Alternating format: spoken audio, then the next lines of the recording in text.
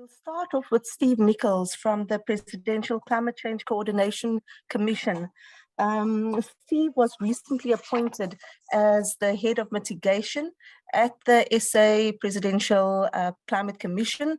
And in his role, he works with a range of stakeholders to reach consensus on net zero carbon pathways.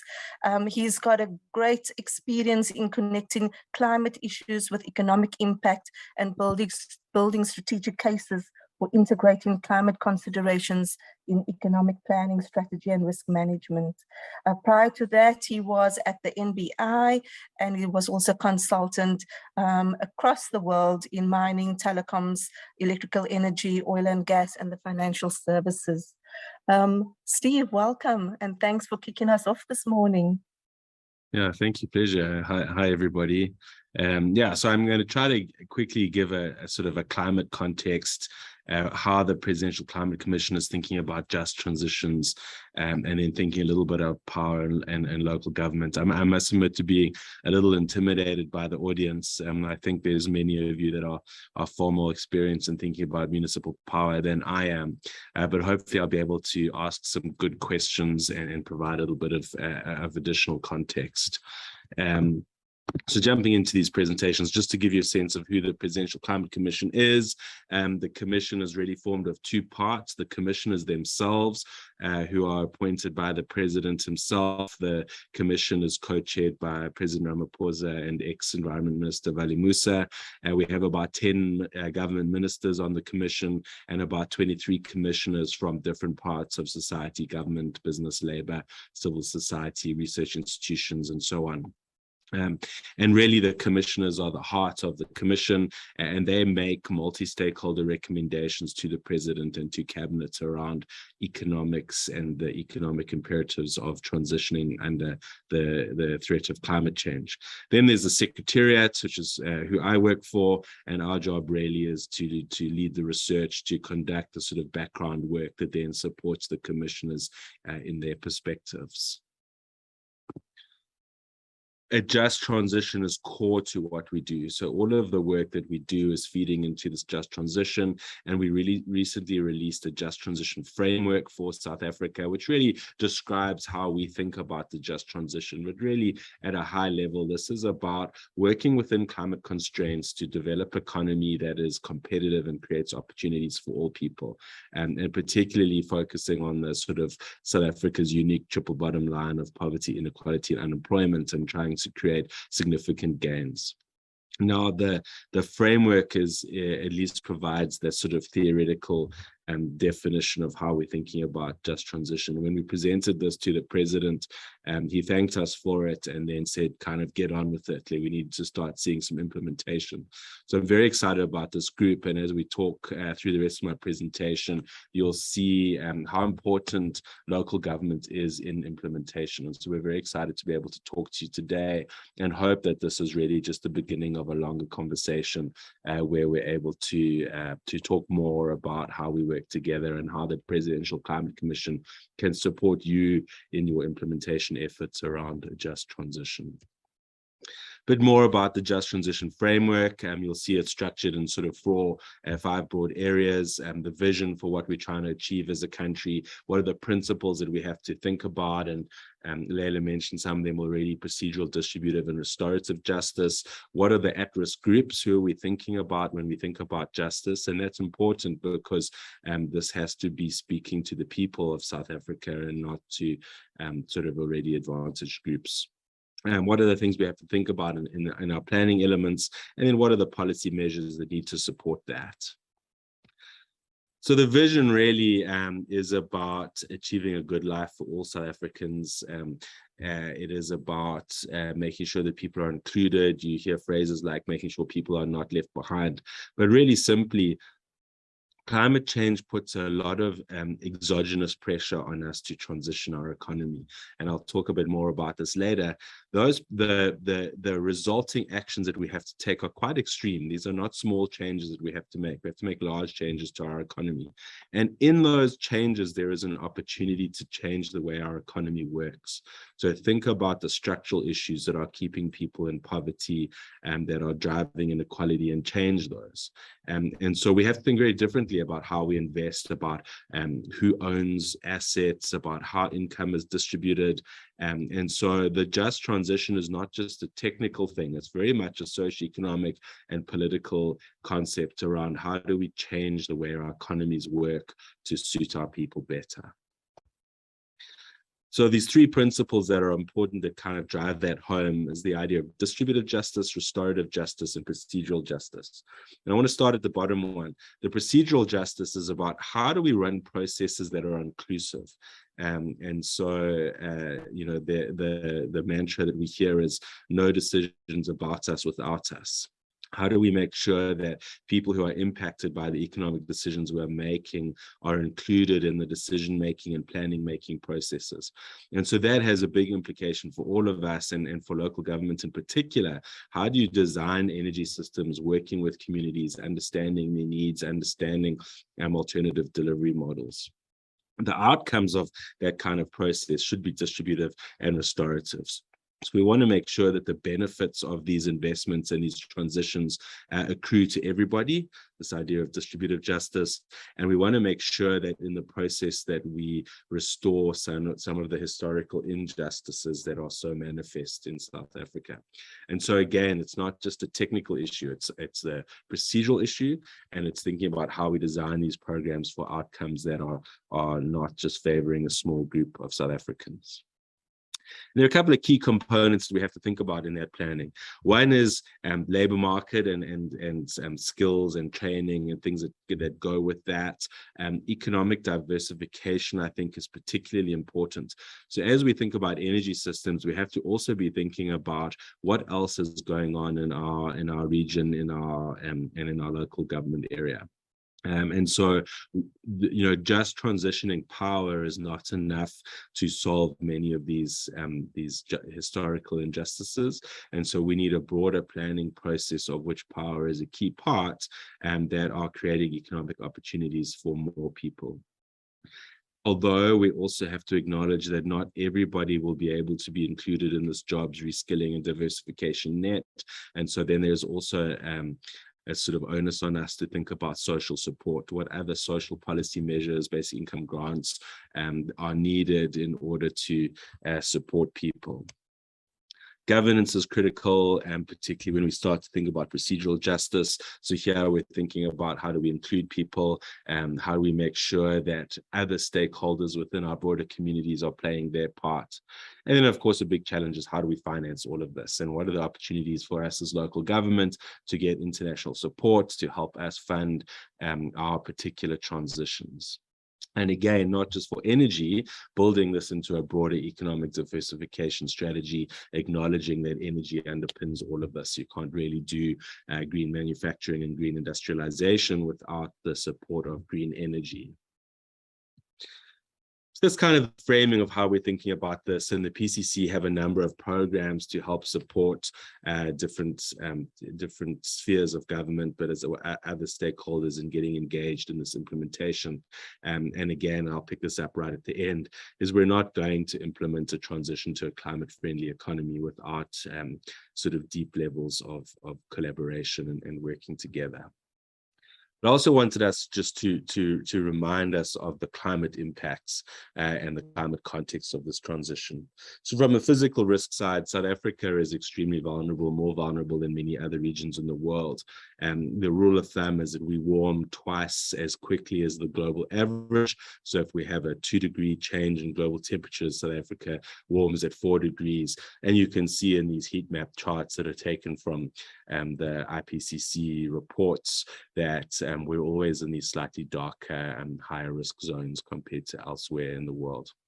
And so we need to be thinking about the physical risks of climate change, and therefore the adaptive response that we need, and the risks that this faces for power sectors, as well as the sort of what they call the transition risk, the policy technology changes that would need to happen. And I just want to make the point of how serious these climate risks are.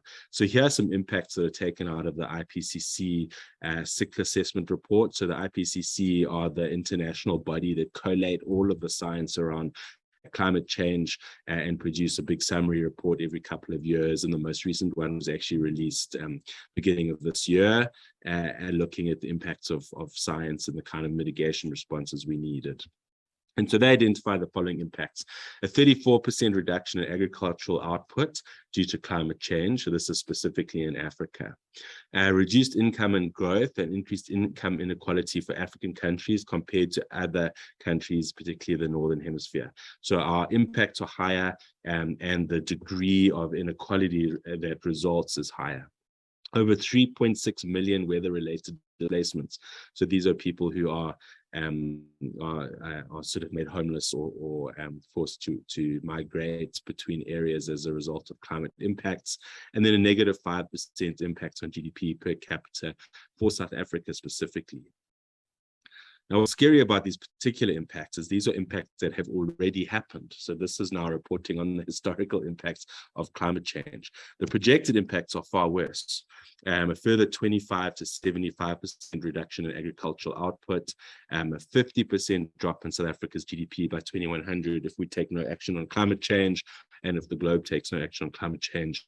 And with 1.7 degrees of warming, 17 to 40 million people displaced by climate events. And if we think about a 2.5 degree world, that's 56 to 86 million people displaced. So you can think about the economic pressure that would put on the region, having that amount of migrant activity. And I put this slide up just to remind us that climate change is extremely serious. The consequence of not taking action is far worse than the consequences of having to take action. And so the extreme changes that we need to our economy and to how we think about our economy are justified. And then just we recall that the opportunity in these changes is to address some of these structural challenges that we have in our South African economy. The economic risks are extreme. This is data from some work that the National Business Initiative did, looking at who our trade partners are and contribution to our trade and the commitments that they are making internationally. So you can see that most of our partners have committed to net zero. In other words, they're changing their economies to have zero emissions. And so they're changing the things that they're buying on international markets. South Africa is particularly exposed to this because we export things that are very emissions intensive. So our top 6 export commodities are platinum group metals, coal, iron ore, gold, ferroalloys, and the internal combustion engine. So these are not portfolios you would choose if you're looking for climate-friendly portfolios. And so the pressure on our economy to flip these risks of declining export into opportunities by creating zero carbon energy, which would enable zero carbon iron ore and gold and ferroalloys, by shifting our production to electric vehicles, and therefore the knock-on impact we have for local governments and being able to provide recharging infrastructure and so on. And that's the opportunity. Like, what are we going to make instead of these things, and what are we going to use to generate export revenue? So that's kind of the climate context. Our NDC is interesting because in that context, we have committed to working towards a net zero goal, probably around 2050. We haven't formally committed to that yet, although we indicate that in some of our documents submitted to the UN. But what we have committed to is getting to a range of 350 to 420 megatons of carbon per year by 2030. And that requires some quite significant changes in the way we structure our energy system. And I'll talk about that a bit more just now. Getting to the lower end of that range, though, does expose us to some opportunity to attract cheaper finance. And the 8.5 billion that South Africa is currently working out how to spend is a good example of that. But I think one of the things that we have to think about as local government is how do we generate local ambition in order to generate international support for our specific activities. I also wanted to mention the Marrakesh Climate Action Partnership, which is something that formed in the Marrakesh COP, where they acknowledged the role of non-state actors. So the climate change negotiations that happen at the end of each year are between countries, between national governments. But there's this emerging acknowledgement and emerging inertia behind the role of non-state actors. And chief among those non-state actors are local governments and business. And that's because this is where implementation actually happens. You know, we actually make progress at local government level. And so again, very excited to be talking to you today. Just a quick thought on pathways to net zero. So there are a couple of studies that have been done. The NBI, Booster, and BCG did a study. The Energy Systems Research Group at the University of Cape Town have done a study. In Power, CSIR have done a study. There are a couple of them, and they all more or less tell the same story. If we're going to meet our NDC commitments and get to net zero by 2050, we have to massively roll out renewable energy. And so you can see in these NBI charts that depending on the scenario you follow, you're closing all coal somewhere between 2040 and 2050, and you have this rapid rollout of renewable energy. And specifically, we're looking at about 6 to 12 gigawatts of renewable energy every year until 2050. So we need to build more renewable energy each year than we have built so far in all of our renewable energy construction in order to meet these goals. And so again, this is a radical transition. It means there's lots of job opportunities in installation and maintenance of renewable energy, of construction in the more national utility scale power. And so, you know, just to make a point, there's common elements across all of these studies that have implications for us as local government. One is massive rollout of renewable energy, 6 to 12 gigawatts, big investment in the transmission grid, and in that I include distribution. Hydrogen playing a critical role in decarbonization of power and of industry. Energy efficiency is critically important. All of the studies show big assumptions around energy efficiency. We have to shift freight and passengers from road to rail. So this kind of local investment in rail is important. And then the transport fleet needs to be fully electrified by 2050. Excuse me for a second. And around 1 million electric vehicles on the road by 2030. So obviously this has a bigger impact for larger metros and larger municipalities early on, but thinking about that recharging fleet and recharging fleets on big arterial transport routes is a really critical part. But none of these studies really talk about where this renewable energy comes from. So zooming in on renewable energy a little bit, we can start to think about the opportunity for local government. And in particular, we have some key questions that we're asking. And I'm conscious that there are people on the panel today and on the agenda today that will be far more aware of these issues than I am. But these are the kind of things that we're thinking about at the PCC. How will municipal energy income and revenue models change over time? How can municipalities take advantage of the wheeling and generation regulations to generate power and to create revenue streams? How you spend those revenue streams are obviously also critical in terms of subsidizing social services.